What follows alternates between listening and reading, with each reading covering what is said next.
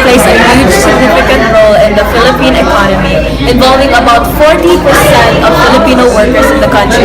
It contributes an average of 20% to the gross domestic product of the Philippines. This output comes mainly from agribusiness, which turn accounts for about 70% of the total agricultural output. So the main agricultural enterprise is crop cultivation. Others are chicken broiler production, including operation of chicken hatcheries, which is 20.4%, agricultural services, which is 19.8%, and hog farming, which is 18.4%. Speaking of the different agribusinesses, there are about four major divisions here in the Philippines. Folks, let's bring in our friend and farmer extraordinaire, Juan Andres. Oh, hello there. Hello everyone. So farming in the Philippines is consisted of lowland irrigated farming, rain-fed farming, and upland farming. Through this, the Philippines' major agricultural products include rice, coconuts, corn, sugarcane, bananas, pineapples, and mangoes. Of course, farming has given about 30% of our kababayans work, but due to the services and industries growing, the agricultural sector's help to the GDP is declining.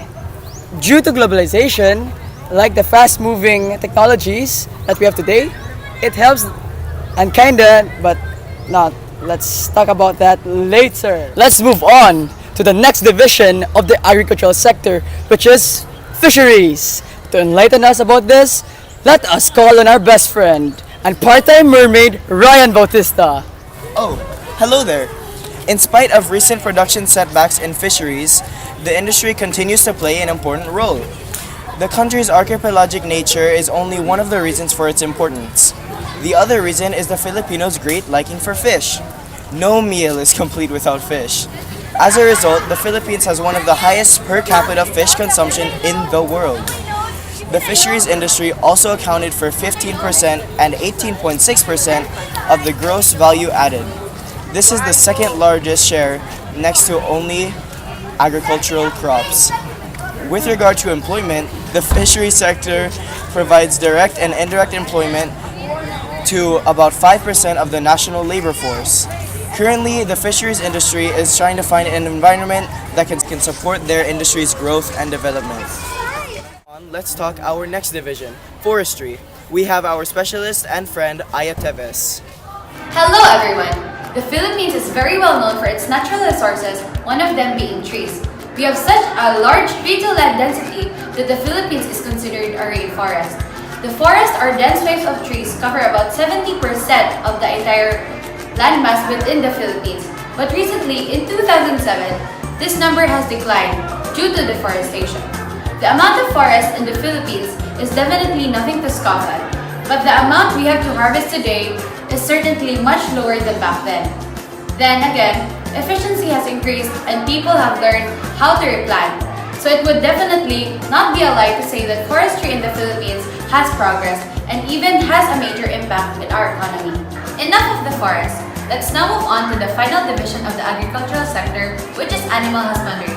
To talk about this topic, we have our friend Charles Solis. We can safely say that the Philippines is not a huge contributor of farm animals. Although we have many farms and mass productions of livestock, it is not very large compared to other countries. Our agricultural economic gain comes mostly from our plants and not from living animals. It does have about a 3 to 5% impact on our gains as a whole, but it isn't as effective as other portions of the world. It is though important, but it's important as since we have our own animal farms, we don't need as many meat imports, thus saving money. Of course, animal husbandry in the Philippines has improved due to the advancement of technology and techniques in the industry as a whole, which we can say is one of the advantages of the globalization in our country.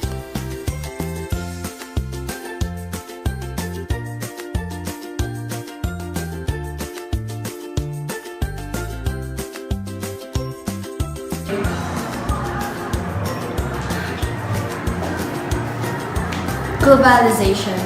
Globalization is when a business or organization develops national influence, or they start working on a national scale.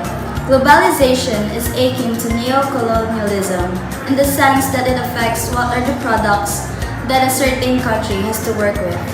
Globalization is what causes products from a different company, from a different country to appear internationally. Take Coca-Cola, for example. It is an American product, yet you can see it basically anywhere in the world. Now that you know what globalization is, let's talk advantages and disadvantages. To you, Claire. Hi everyone! Globalization is a huge example of that. It can be extremely helpful because sometimes we may not have enough of some kind of fruit, peaches for example. If this happens, we can just ask for imports from a different country which is abundant in such ingredient, thus building connections and allowing us to have access to said fruit. Globalization can help these shortages. Of course, globalization isn't all good. Eliza, why don't you tell us about what's wrong with it? Of course, globalization, although very helpful, can have its downsides. Globalization requires the help of other countries and sometimes might make our country too lazy to try to grow our own fruits and vegetables because we're busy relying on others.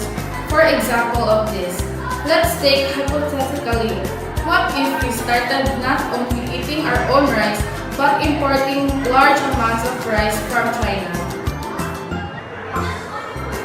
That's a good point, Eliza.